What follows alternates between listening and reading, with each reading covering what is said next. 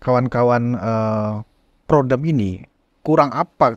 Ada unsur Jokowi dalam pemerintah, kan ada Gibran sebagai wapres ya, dan yang notabene adalah putra dari Pak Jokowi. Kenapa mesti juga harus sering-sering ketemu dengan Pak Jokowi? Apa karena untuk melihatkan powernya lebih hebat lagi, khususnya menjelang 27 November pilkada? Yang abang maksud Prodem itu Forum Pembela Tanah Air kan? Atau selama ini kelompok-kelompok kritis terhadap Jokowi, anti Jokowi? Ya, dari Refli Harun, Rocky Gerung, ya kan, Said Didu, ya kan, dan yang lain. Dan lain-lain, ya kan. Dan kenapa kita berani sebut nama? Karena kan mereka juga sebut nama, ya kan, gitu. Nggak apa-apa. Artinya begini, Mas Adi, publik khususnya di ruang sosmed itu juga perlu kita edukasi. Bagaimana cara menyikapi ketika ranah sosmed ini begitu ramai dengan teman-teman ini yang memang aktif ya, memang aktif mereka di sosmed, seolah-olah sedang mencari terus celah kesalahan untuk diakumulasi sedemikian rupa, kemudian diangkat sebuah angle yang menyudutkan, ya kan, kemudian menghasut dan seterusnya. Nah, ini kan sebenarnya bagi yang anggaplah teman-teman yang kalah, ya kan, kalah dalam pilpres, mereka seolah-olah mendapatkan media untuk melampiaskan rasa sakit hatinya, karena teman-teman ini kan selalu mendapat respon, tapi kan jadi bising ruang publik kita, Mas Andi. Enggak, kan memang sejak awal sebenarnya penerimaan terhadap Prabowo di satu sisi dan penolakan terhadap Jokowi dan keluarga besarnya di satu sisi. Jadi orang-orang yang abang tadi sebutkan satu persatu, ya sekalipun misalnya sebut kala pilpres, mereka menerima Prabowo sebagai presiden terpilih, tapi mereka tidak menerima dengan wakil presiden yang menurut mereka melalui proses yang melanggar etika dan seterusnya. Makanya ketika Prabowo Subianto bertemu dengan Jokowi, mereka protes. Untuk apa sih ketemu gitu? Kan itu aja kan protesnya.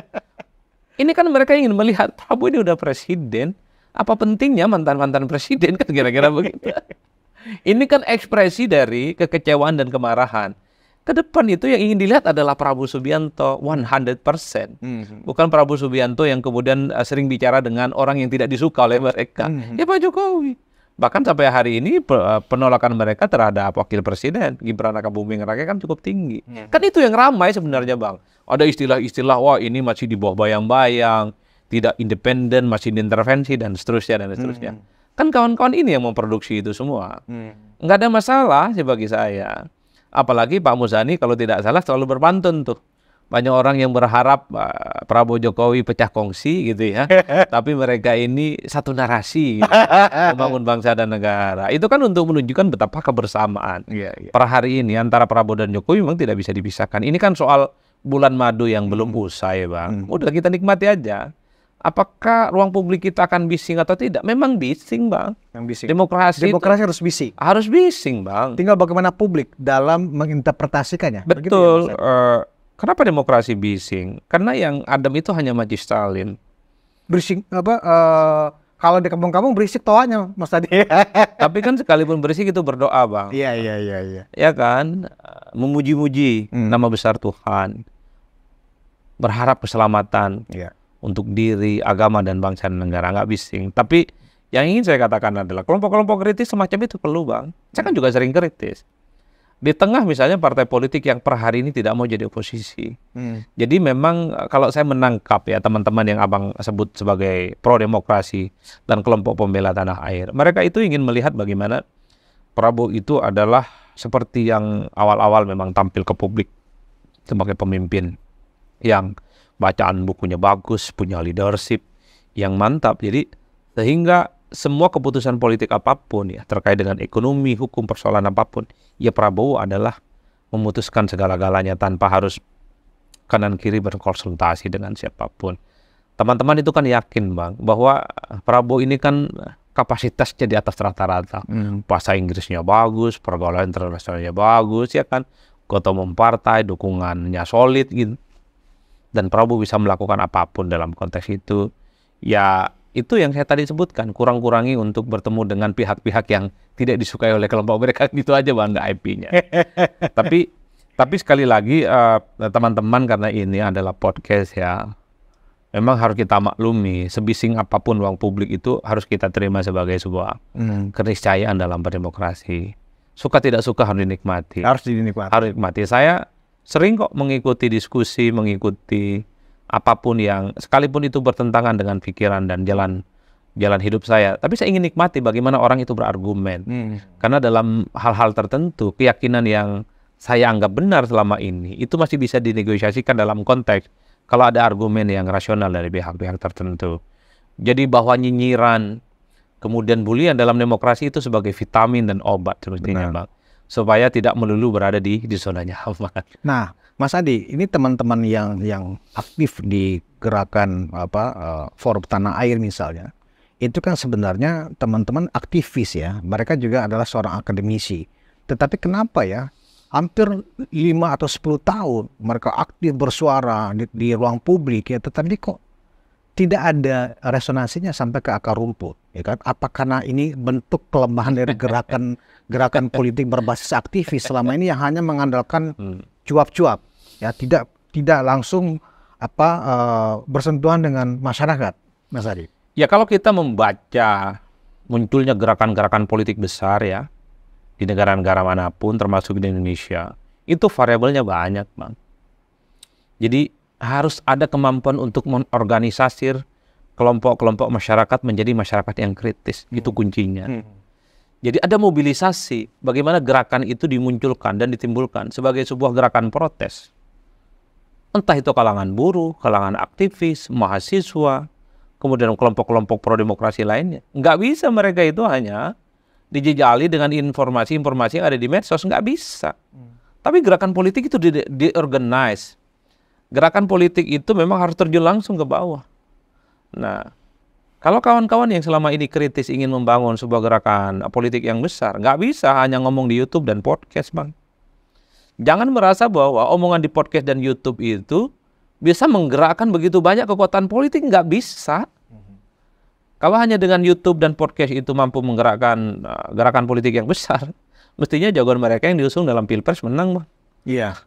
Karena daya jangkaunya banyak. Tapi sebagai sebuah gerakan politik, gerakan sosial, gerakan-gerakan ke bawah, live in bersama mereka, itu menjadi penting. Munculkan kelompok-kelompok kritis yang sadar bagaimana persoalan kebangsaan ini tidak baik-baik saja.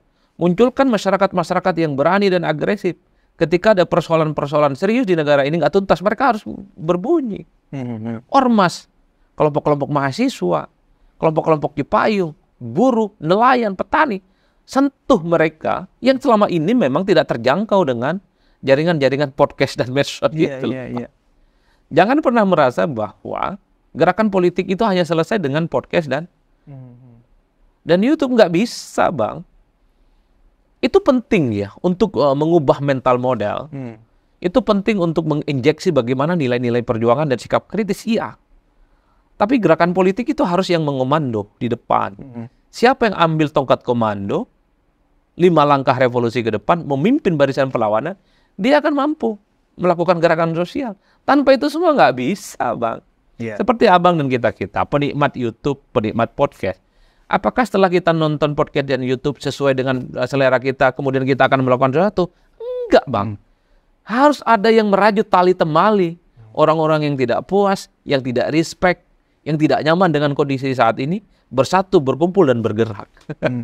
Jangan kemudian hanya seolah-olah menjadi sekumpulan elitis pada aktivis ini aja, ya. Ya, betul. Yang secara rutin setiap minggu, ya kan, kumpul kemudian bikin narasi, rame-rame menghujat dan seterusnya tanpa mereka melakukan semacam beraktivitas langsung ke masyarakat, ke akar rumput. Ya sebenarnya literasi semacam itu juga penting, Bang, untuk membangun kesadaran kritis ya. Bahwa ada sesuatu yang tidak selesai di negara ini itu penting. Tapi kalau berharap gerakan ini menjadi besar, menjadi snowball, itu nggak selesai hanya ngomong di YouTube dan medsos. Mereka harus turun ke basis. Datengin itu buru-buru pabrik, Bang. Ceramai mereka. Betapa negara ini nggak baik-baik saja gitu loh, Bang. Datangi kelompok-kelompok petani, datangi kelompok-kelompok masyarakat, organisir. Bagaimana membangun gerakan sosial itu yang efektif dan kuat. Itu yang saya kira membangun gerakan politik itu tidak mudah. Dan kebetulan saya juga tukang demo dulu, Bang.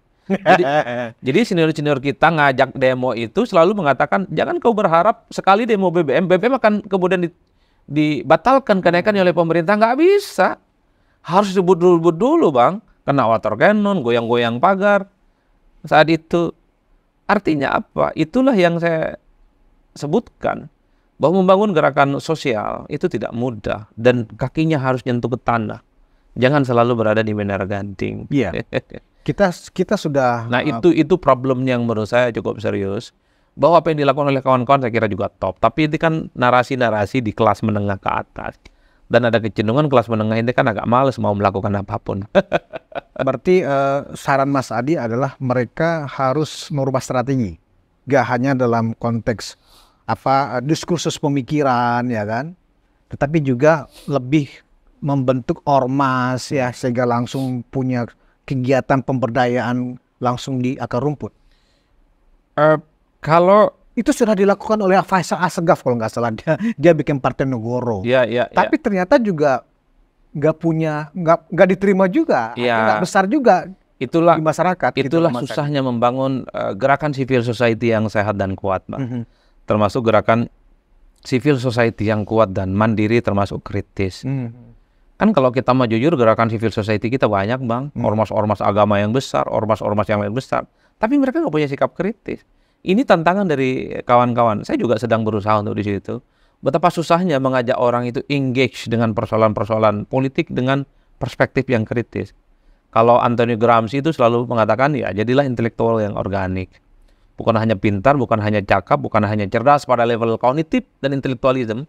Tapi yang paling penting adalah gagasan itu punya kaki-kaki di bawah. Untuk melakukan resistensi, perlawanan, mengorganisir basis massa di bawah. Nah, problem kita per hari ini mengorganisir orang-orang di bawah itu nggak gampang. Kenapa ini kita diskusikan, Mas Adi? Kita memang membutuhkan ada unsur check and balances yang hidup di masyarakat di luar partai. Karena kalau kita lihat periode yang sekarang dengan koalisi besar yang bisa jadi mungkin di tengah jalan bisa jadi juga PDIP bergabung. Nah, siapa yang melakukan kontrol terhadap kekuasaan? Nah, teman-teman ini sebenarnya punya modal, ya kan? Dari teman-teman Rocky Gerung dan kawan-kawan ini punya modal sebenarnya, Mas Adi. Cuman karena mereka berangkat dengan kebencian, bukan dengan pemikiran gitu loh, sehingga kemudian akhirnya muncul pro dan kontra di tengah masyarakat. Dan sialnya secara kuantitatif, ya kan, yang kontra terhadap ide-ide yang sifatnya lebih kepada agitatif ternyata tidak diterima gitu, Mas Adi. Ya, saya melihat kawan-kawan itu berawal dari pikiran kritis ya Bang, bukan kebencian ya. Mereka punya barrier bahwa rezim dan pemerintahan itu adalah sesuatu yang memang sangat layak mereka lawan. Karena selalu menimbulkan sesuatu yang tidak bagus kan. Melalui kebijakan ataupun elit-elit mereka yang perilakunya selalu menimbulkan kegaduhan yang tidak bisa ditolerir.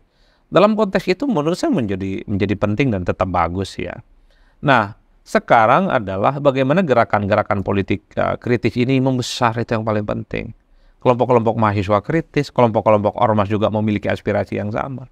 Kan itu tugas terbesarnya. Di tengah kecenderungan betapa memang saat ini ada kecenderungan untuk menjadi bagian dari koalisi pemerintah. Memang tidak gampang menjadi aktivis, mengorganisir gerakan-gerakan massa di bawah ini, Bang. Ini ibarat orang yang berjalan di tempat yang suci. Berjalan di tempat yang sunyi maksud saya. Nggak ada peminatnya. Sepi. Nggak ada akses terhadap kekuasaan. Kering, kerontang. Nggak ada ekonomi di situ. Nggak ada akses apapun yang bisa dikapitalisasi sebagai bagian dari kepentingan ekonomi. Tapi kalau ini dianggap sebagai bagian dari gerakan politik, gerakan dakwah dalam tanda kutip, menuju Indonesia yang baik, saya kira memang harus dilakukan. PR terbesar kawan-kawan kita, termasuk saya, adalah berorganisir masyarakat di bawah itu menjadi kritis. Itu aja, Pak. Jadi solusinya itu ya, Mas Adi? Iya. Bagaimana kita bicara dengan orang-orang yang selama ini tidak well educated, ekonominya kelas menengah ke bawah, dan mereka sadar dengan hak politiknya untuk melakukan protes dan perlawanan. Kan itu kuncinya. Kalau podcast YouTube kayak gini, berapa sih Bang yang mampu menggerakkan gerakan sosial, perlawanan-perlawanan? Kemarin yang demonstrasi yang menolak pengesahan Undang-Undang Pilkada DPR, itu bukan karena dari YouTube, Bang. Gerakan dari satu kelompok BEM yang lain, kelompok aktivis yang lain. Itu yang saya kira, jangan pernah berharap dan mengira bahwa pembicaraan-pembicaraan di YouTube dan medsos ini, dia seakan-akan sudah menyelesaikan semua persoalan. Masih jauh Bang, PR-nya masih banyak. Yang paling penting adalah kaki itu harus menyentuh ke tanah, ide itu juga butuh kaki-kaki perjuangan, mengorganisir dan basis-basis massa itu adalah PR terbesarnya. Sehingga pikiran-pikiran kritis menjadi opposite di luar kekuasaan itu adalah sebagai sesuatu yang gerakan politiknya itu juga sangat layak untuk diperhitungkan. Sebenarnya Dan itu prinsipnya.